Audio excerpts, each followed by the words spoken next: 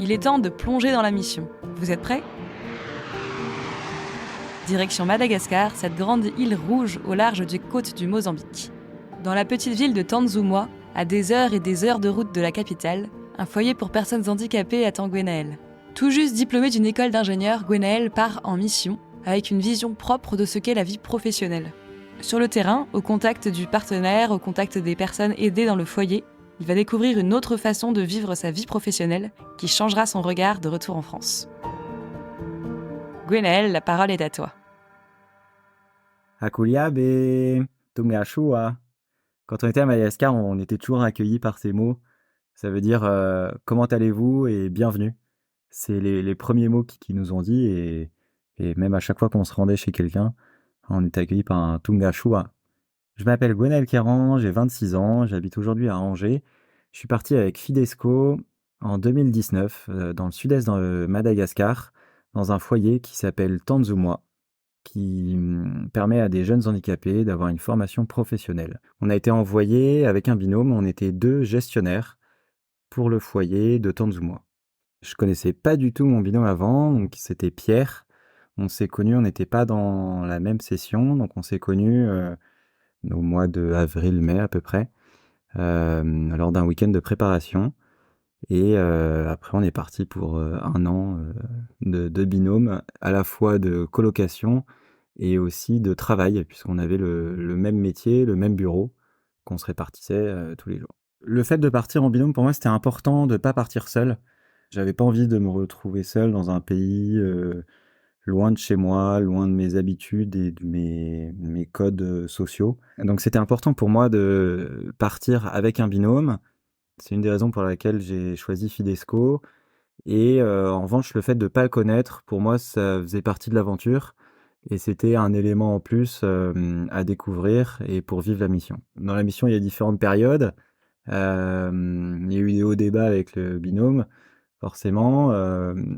Toute la première partie de mission, c'est l'émerveillement où on découvre la culture, aussi le binôme, le foyer, le partenaire et les personnes sur place qu'on vient aider. Donc ça a été une richesse de faire ce parcours à 2, de vivre les mêmes choses et de pouvoir en discuter. D'un point de vue professionnel, donc on avait le même bureau et les mêmes missions qu'on s'était réparties en début d'année, mais forcément, on pouvait être amenés à travailler ensemble sur certains dossiers.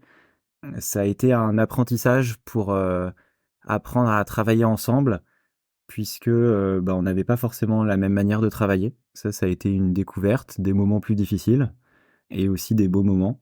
Mais ça a fait partie de la mission et je dirais que ça a permis de se découvrir et de s'enrichir aussi de comment faisait l'autre dans ses différentes tâches. Alors sur place, donc on habitait au centre du foyer, donc le foyer Tanzumwa.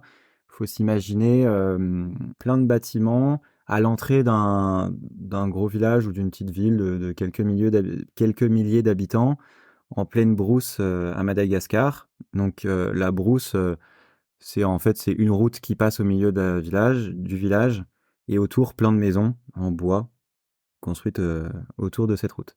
Le foyer était donc à côté de cette ville. C'est un foyer qui existe depuis 30 ans et qui s'est énormément développé pendant ces 30 ans grâce aux 2 directeurs qui se sont succédés. Et aujourd'hui, c'est devenu un gros centre d'aide puisqu'il y avait non seulement une formation professionnelle en 3 ans pour des jeunes handicapés, mais il y avait aussi des écoles, des centres de soins pour tuberculeux, pour des personnes avec des maladies mentales, un orphelinat. Voilà, c'était finalement très gros et donc nous, on venait s'inscrire dans ce projet. Donc on avait notre bureau au centre du foyer, à côté du bureau où le père, le directeur du foyer, accueillait les personnes toute la journée. Et on avait aussi notre logement au milieu du foyer. Ce qui faisait que donc on passait toutes nos vies dans le foyer. Donc à la fois notre travail mais aussi nos moments de vie quotidienne. Ce qui fait qu'on pouvait partager des repas, des moments de tous les jours avec les habitants du foyer. Donc c'était des personnes très pauvres qui étaient accueillies et on pouvait jouer au foot, prendre un repas avec eux, tout simplement discuter avec eux, faire une balade. Et ça faisait partie de notre quotidien. Donc concrètement, la distance entre le bureau et notre maison, je pense qu'il y a 50 mètres. C'était la cour centrale du foyer. Donc notre maison, on avait une pièce centrale qui était assez sympa, plus on avait chacun notre chambre, une petite cuisine et une salle de bain. Donc c'était tout ce qu'il nous fallait pour vivre. Il peut faire très chaud à Madagascar, mais on était assez bien protégés. En fait, il n'y avait pas de fenêtre, donc au moins ça faisait des courants d'air. C'était pratique. Et le logement était assez agréable. On avait une petite terrasse pour nous, juste devant la maison. Et donc on se rendait au bureau tous les matins pour aller travailler. Le bureau, je pense qu'il faisait pas loin de la taille d'une chambre, donc on était autour de 10 mètres carrés, 10-15 mètres carrés, je pense. Donc c'était pas très grand. Et là-dedans, on était donc les deux gestionnaires. Et notre mission, c'était permettre au directeur du foyer d'appliquer toutes les décisions qu'il prenait. C'est-à-dire qu'il choisissait d'aider un tel. Voilà, il fallait aussi suivre tous les différents foyers, leur permettre de se nourrir, de se loger, faire les réparations, etc. Et donc nous, on intervenait sur tout ce terrain-là. Donc on faisait les courses, la compta, on gérait les payes des salariés, tout l'administratif et la gestion qui permettait au foyer de tourner et de décharger le directeur de tâches plus opérationnelles qui nous confiait en pleine confiance. Dans l'ensemble du poste qui était à apprendre, donc sur les deux gestionnaires que l'on était, il y avait plein de différents items à se répartir. Donc avant le début de la mission, c'était réparti les missions. Ce qui fait qu'il y en avait un qui était plus chargé des courses, d'aller dans la ville chercher les courses, les matériaux de construction, l'argent à la banque, etc. Il y en avait un qui était peut-être plus sur la compta, l'administratif, mais on avait compensé avec des projets à suivre. Il y avait un projet de reforestation qui était suivi par l'un des deux. L'idée était quand même de faciliter le travail aussi pour les personnes qu'on aidait, et donc d'avoir un interlocuteur sur chaque mission, et qu'on soit pas tous les deux sur chaque rôle, ce qui aurait été plus compliqué. Donc ça, on s'est réparti avant la mission, et bien sûr, il est arrivé d'autres choses qu'on s'est réparti au fur et à mesure, selon ce que chacun préférait faire. On commençait la journée de travail avec tous les piachas, ce qu'on appelait, c'est les travailleurs en malgache. On commençait la journée à la même heure qu'eux. Si ma mémoire est bonne, c'était aux alentours de 8h ou 7h30 peut-être, 8h je pense. Et là, arrivaient au bureau toutes les personnes qui venaient nous demander des choses pour la journée. Donc ça pouvait être du matériel, des pauvres qui avaient une autorisation du père pour demander de la nourriture ou de l'argent. Voilà, toute la gestion de la journée. Après, chaque jour, il y avait des spécificités avec, par exemple, le lundi, une distribution de nourriture à des pauvres. Le mardi, moi, j'allais dans la ville qui était à 1 heure de route. On allait faire les courses, donc on partait avec une voiture, un pick-up, qui était surchargé de monde. Donc c'était une voiture pour, je sais pas, peut-être 5 personnes. On partait à peu près 20-25. Parce que on emmenait plein de gens qui avaient besoin d'aller à la ville pour aller voir un médecin, pour faire des courses pour leur commerce, ce qui leur permettait d'éviter des frais de taxi-brousse. Pendant toute la journée, j'effectuais des achats, donc c'était surtout pour les travaux en cours, donc il y avait tout le temps de la maintenance, donc c'était du béton, plein de quincaillerie, et également la nourriture, puisque donc le foyer, c'était 200-300 personnes accueillies en permanence. Il fallait nourrir et loger. On peut parler par exemple rien que le riz, c'était 10 tonnes de riz par mois consommé. Et il y avait aussi tout le suivi administratif qui était fait dans la ville. Donc j'allais dans différentes administrations pour eh ben, l'administration qui gérait les salariés, donc la sécurité sociale entre guillemets, où il fallait déposer les déclarations. Je passais à la banque et récupérais tout l'argent liquide parce que tout se faisait en liquide dans la brousse au foyer. Et il y avait la relation donc aussi avec des administrations territoriales pour l'achat de terrain lors de reforestation, l'éducation nationale pour nos écoles. Voilà, donc c'était une journée bien remplie. Et on revenait le soir avec la voiture pleine de marchandises cette fois, qui était ensuite déchargée au foyer. Ensuite, donc dans la journée, on avait différentes tâches de suivi de la compta, donc pour tout l'argent qui sortait, suivi des salariés.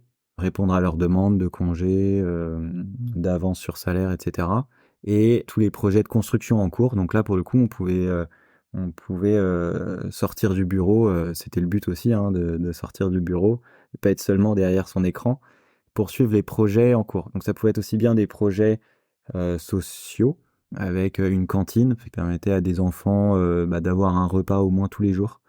Donc c'était une centaine d'enfants qui étaient nourris. Ça pouvait être aller visiter les écoles et nos professeurs dans les écoles qui étaient nos salariés, visiter les chantiers en cours. Quand j'y étais, il y avait tout le temps des chantiers, soit de rénovation des bâtiments, soit on a fait une plantation de vanille. Il y a eu un abri pour les vaches qu'on a reconstruit. Il y avait tout le temps des chantiers en cours. La reforestation. Et en plus de ça, donc on avait des liens avec des bailleurs, donc des associations, en plus en Europe, qui donnaient de l'argent au foyer, et on devait leur faire des rapports pour justifier des dépenses qu'on avait faites, les comptes rendus, etc., qui faisaient aussi partie de nos missions. Ça a été un défi au début de la mission, à la fois de réussir à faire tout le travail qu'on nous demandait et de pas rester au bureau toute la journée. Donc on a mis un peu quelques temps à prendre notre rythme, à trouver notre équilibre pour faire un maximum de travail et en même temps être dehors. Ce qui faisait aussi partie de notre travail, c'était d'aller dans le concret avec nos salariés, voir ce qu'ils faisaient, créer du lien. Et en fait, le fait de passer du temps avec eux, c'était gagner du temps, puisque ça améliorait la relation, ça améliorait le suivi du projet, parce que l'information passait beaucoup mieux. Je me rappelle une fois où j'étais en train de faire un suivi sur l'ordinateur. Je pense que c'était un suivi justement pour un bailleur sur un tableau Excel. Et à ce moment-là, dans la journée, l'électricité a coupé, comme ça pouvait arriver parfois 1 ou 2 fois par semaine. Et dans ce cas-là, forcément, si on n'a pas enregistré, on perd tout. Et donc je quitte le bureau légèrement énervé par la perte du travail que j'avais commencé. Et là, je tombe sur Roland. Roland, il était arrivé il y a pas longtemps dans le foyer. C'était un gars qui était un peu plus jeune que moi, je pense. Il est né dans le nord de l'île, donc Madagascar c'est très grand, hein, c'est plus grand que la France. Et les trajets, étant donné l'état des routes, sont beaucoup plus longs. Donc le nord de l'île, c'est 2 jours de route. Donc ça fait quand même assez loin. Donc lui, c'était une ville au nord de Tamatave. Il est né dans un village, il avait beaucoup de frères et sœurs. Ils étaient 7-8 frères et sœurs. Et ses parents n'avaient pas de quoi nourrir tous leurs enfants. Donc il n'a pas été envoyé à l'école, mais il était chargé de garder les ébus du voisin pendant la journée. Donc il allait les emmener dans les champs. Ça se passait très bien jusqu'au jour où il y a eu problème et le voisin l'a soupçonné d'avoir volé un de ses ébus. Donc il a menacé Roland, qui était encore assez jeune. Et du coup, Roland, il n'a pas pu rester dans sa famille parce que c'était trop risqué. Le voisin était trop menaçant. Sa famille, du coup, n'avait plus ce revenu-là. Il n'avait plus de quoi le nourrir. Donc ses parents l'ont envoyé dans la grande ville qui était proche, c'est la ville de Tamatave, pour essayer qu'il puisse survivre ailleurs, peut-être trouver de quoi survivre, de quoi manger dans la grande ville, où ça serait peut-être plus facile. Donc Roland part vers cette grande ville à quelques jours de marche. Il longe notamment une voie de chemin de fer. Il y a 2 lignes de train dans tout le pays. Et les trains, il y en a très très peu. En fait, il savait pas ce que c'était. Il n'avait jamais vu de train de sa vie. Donc il l'allongeait, il était exténué, très fatigué. Donc, à un moment, il se repose sur le bord de cette voie de chemin de fer. Et le train arrive. Donc ce qui devait arriver arriva. Le train passe. Et il y avait Roland qui a pu éviter de justesse le train. Mais le train est quand même passé sur ses jambes. Donc il a été sectionné au niveau d'un pied et d'un tibia. Donc là, Roland s'en sort. Malgré ses blessures, il y a des gens qui le récupèrent, qui l'emmènent à l'hôpital et il se fait soigner. Donc c'est déjà une immense chance puisque à Madagascar, quand on arrive dans un hôpital, quel que soit son état, si on n'a pas d'argent, on ne se fait pas soigner. Donc là, il y a quelqu'un qui a pris en charge ses soins et il a pu être soigné, que ses plaies soient refermées, que ça ne s'infecte pas. Donc il a été amputé en fait, d'une jambe au niveau du tibia et une partie d'un pied, ce qui fait qu'il pouvait plus marcher. Donc en sortant de l'hôpital, Roland, se retrouve dans la rue parce qu'il connaissait personne et n'avait pas d'argent et il commence à mendier, dans le quartier. Donc là, il noue quelques relations avec les commerçants du coin qui l'aident un petit peu, lui donnent un peu de nourriture, mais rien de plus, jusqu'au jour où quelqu'un lui parle du foyer de Tanzumwa, mais qui est au sud-est de Madagascar, donc à 3 jours de route de Tamatave. Et on lui dit: «Là-bas, il y a un foyer, ils peuvent prendre en charge les personnes, handicapées, les soigner et leur permettre d'aller à l'école, de leur trouver un métier».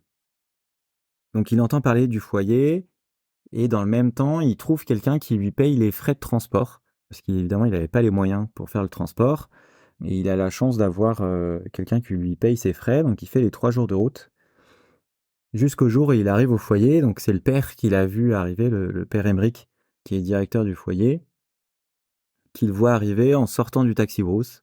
Il voit quelqu'un arriver qui descend, qui pouvait pas marcher, donc qui rampait, ou était à 4 pattes, pour venir, jusqu'au foyer et qui vient demander de l'aide. Donc immédiatement, le père le prend en charge et l'accueille à bras ouverts. On lui donne un fauteuil roulant pour qu'il puisse se déplacer, on lui donne un lit, on lui donne de quoi se nourrir, parce qu'il était exténué par ce voyage. Et Roland, donc nous, on l'a vu pendant de longs mois au foyer. Il faisait de la rééducation. Donc ça faisait partie, ça c'était obligatoire au foyer. Les personnes qui étaient accueillies devaient faire de la rééducation pour pouvoir rester.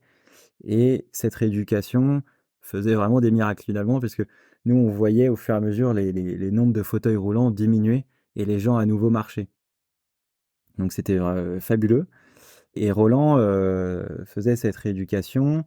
Il venait souvent au bureau nous voir et on a pu lui fournir des prothèses en allant dans la ville à côté grâce à un partenariat avec une autre association.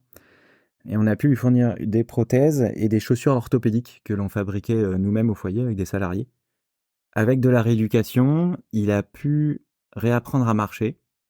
Et en fait, en quelques mois, Roland s'est retrouvé debout sur ses 2 jambes.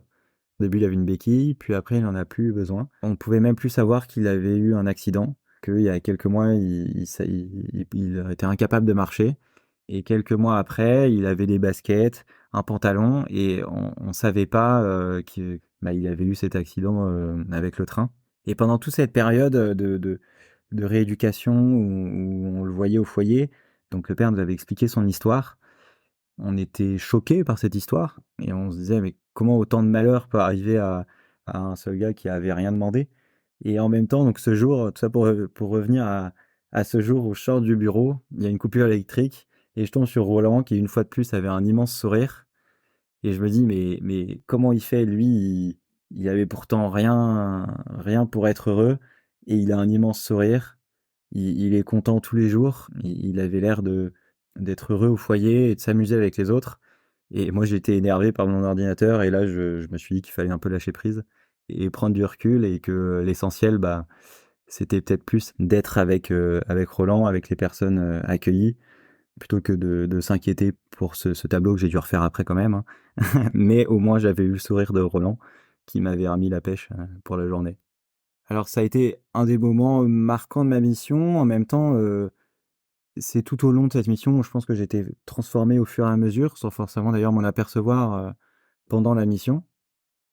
En tout cas, aujourd'hui et déjà entre le début et la fin de la mission, je pense que j'avais pas la même manière de travailler et aujourd'hui encore, toutes ces rencontres m'ont permis de prendre du recul sur le travail et de m'attacher à l'essentiel qui est de pas forcément d'accomplir, d'être le plus efficace possible, mais d'être là au service des gens et d'être présent avec eux. C'est-à-dire que, toutes ces rencontres j'ai vu on n'avait pas besoin d'être performant, au maximum dans sa journée, dans son travail pour être heureux et cet exemple de Roland m'a montré que déjà, saisir la chance qu'on a, dans notre vie quotidienne et c'était déjà énorme et ça pouvait, nous suffire à vivre avec une étincelle, qu'on peut communiquer aux autres. Donc avant la mission, je sortais d'école d'ingénieur dans le BTP. Je m'étais dit c'est le moment ou jamais pour partir en mission. Au cours de la mission, j'ai visité une entreprise sociale et solidaire. Ça s'appelait Le Relais, donc à Madagascar. C'était un centre de tri de vêtements à Madagascar. C'était une entreprise qu'on appelle une entreprise sociale et solidaire, c'est-à-dire que il y a un vrai but à la fois de rentabilité, de production, et en même temps, il y a un but social. Donc là, en l'occurrence, l'idée était de récupérer des vêtements, de les trier pour les revendre. Il y avait une vraie organisation d'industrie et en même temps, les personnes, tous les ouvriers, c'était des personnes qui avaient été recrutées dans la rue, en fait, dans les bidonvilles, et qui étaient accompagnées non seulement au travail, mais ce que j'ai découvert pendant ma mission, c'est qu'il ne suffit pas de donner de l'argent, de donner un bien matériel à quelqu'un pour l'aider. Ça, au contraire, c'est l'ignorer, mais qu'il faut le prendre dans sa globalité, avec son entourage, son histoire et son quotidien. Et donc, dans cette entreprise, comme au foyer, ce que j'ai vu, c'est que pour aider véritablement une personne, il valait mieux lui fournir un travail ou un outil de travail. Il valait mieux voilà, le prendre en compte avec sa famille.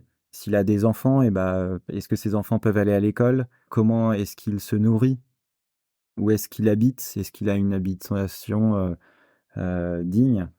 Et tous ces éléments étaient pris en compte pour pouvoir l'aider dans sa globalité et dans l'idée que à terme, non seulement il s'en sorte, soit autonome, mais qu'il puisse aider quelqu'un d'autre. Et là, ça lui donnera vraiment un sens. Il pourra à son tour aider son voisin, quelqu'un qui l'aura croisé. Et c'est là que bah, il trouvera réellement du sens à sa vie. Quand on aidait quelqu'un, le père Emerick, par exemple, il essayait au maximum de ne jamais donner de l'argent ou juste une portion de riz à la personne, mais il essayait toujours de lui donner un outil de travail. Ça pouvait être des pépinières, donc des arbres fruitiers en fait qu'il lui donnait. Il allait chercher à voir comment était sa maison. Est-ce qu'il pouvait planter autour de chez lui? Est-ce qu'il avait un terrain? Dans cette idée que chaque personne puisse vivre de son travail en fait et ne vive pas aux dépens de d'autres personnes. Et le fait de donner des pépinières, et ben par leur travail, ils vont pouvoir en quelques années récupérer les fruits de ces arbres. Avec ces fruits, ils auront des nouvelles graines, ils pourront replanter et ils pourront encore mieux donner les graines à d'autres personnes. Et ils deviendront ceux qui aident les autres, et je pense que c'est là bah, qu'ils redeviendront vraiment eux-mêmes et qu'ils pourront s'épanouir. C'est qu'ils seront les artisans de l'aide à leur prochain. Et j'ai vu que voilà, le développement et l'aide à quelqu'un, c'était vraiment quelque chose de global. Donc en visitant cette entreprise sociale et solidaire, j'ai vu que je pouvais utiliser ma formation et mes compétences au service d'autres personnes. C'est aussi ce que j'ai appris avec Fidesco, puisque on est envoyé pour servir les autres, mais avec nos compétences. C'est ça qui m'avait plu avec cette ONG, c'est qu'on donne notre CV, on est envoyé là où on sera le plus utile, en tout cas dans les missions proposées. Moi, je rêvais de faire un métier à la fois dans la production, l'industrie, ou qui utilisait ma formation d'ingénieur, et en même temps d'être dans le social. Je m'imaginais avant de partir que c'était impossible. Et j'ai découvert en visitant et pendant ma mission, en visitant cette entreprise, et bah, qu'on pouvait faire les deux en même temps. Donc au retour, j'ai cherché un métier dans l'économie sociale et solidaire. En fait, très rapidement, j'ai trouvé un métier dans un ESAT. Un ESAT, c'est un établissement qui emploie des personnes en situation de handicap. C'est un fonctionnement d'entreprise, d'industrie. On est sous-traitant d'autres entreprises. C'est les mêmes missions de gestion d'un budget, d'un planning, d'un client, d'une équipe. Sauf que là, j'ai la chance d'avoir un sens en plus. Et tous les jours, je vois les personnes qu'on accueille, qui sont des personnes en situation de handicap, qui arrivent, certains en fauteuil, d'autres avec des handicaps mentaux. Et c'est une vraie joie de participer à leur épanouissement, puisque grâce à ces structures, ils peuvent travailler, donner un sens à leur vie. Et je m'imaginais pas avant de partir pouvoir trouver un métier qui corrèle le social et la production. Et aujourd'hui, bah, je suis hyper content et je m'imaginais pas que pourrais trouver un jour un métier qui me corresponde aussi bien. Tout ça déclenché grâce à la mission. J'ai été surpris par la joie des habitants, leur accueil, peu importe qui on rencontre, les gens nous accueillaient toujours avec un grand sourire. Il y avait plein d'enfants partout, à Madagascar. Je crois que c'est 50% de la population a moins de 20 ans. Donc ça fait beaucoup, beaucoup de jeunes. Et les enfants jouent tout le temps dehors. Ils ont une inventivité formidable pour créer des jeux à partir de rien. C'était une joie de voir tous ces enfants, tous ces gens qui finalement avaient des beaux sourires, des beaux visages malgré leurs conditions qui étaient pauvres et une vie simple. Ce avec quoi je suis revenu en France, ce qui m'a marqué, c'est la simplicité de vie là-bas. C'est-à-dire que, en fait, contrairement à comme dans les pays occidentaux, on a énormément de solutions pour, les problèmes qu'on a ou les solutions ou les tâches qu'on a effectuées. Pour aller faire les courses, on peut aller dans plein d'endroits différents, on peut utiliser plein de moyens différents. Il y a 10 000 choix dans le supermarché. On a tout le temps à faire des choix et on a une charge mentale, énorme. Là-bas, la simplicité de vie est vraiment quelque chose que j'ai apprécié parce que, en fait, pour chaque chose à faire, il y a qu'une seule solution, quoi. Si on veut acheter un truc, il y a qu'un endroit, on va au marché. Si on veut se déplacer, c'est à pied. Et en fait, c'était une vraie joie et j'ai essayé de rentrer avec. Je m'efforce au quotidien d'essayer de vivre cette simplicité de vie en évitant de me rajouter des choses qui pourraient être dans un premier temps pratiques, mais qui en fait nous rajoutent des choix et des complications dans notre vie quotidienne. Ça peut être tout, hein, le portable, des applications, n'importe quoi. Mais voilà, en tout cas, la simplicité de vie là-bas m'a marqué et je suis revenu en étant persuadé que plus on a une vie simple, plus la vie est heureuse.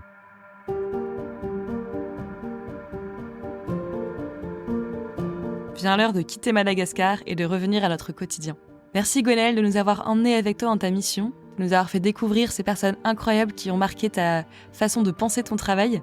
Dans un mois, nous retrouverons Éléonore qui est partie en mission en Guinée dans un dispensaire. L'occasion de découvrir une autre façon de vivre la mission, un autre pays et une autre culture. À bientôt!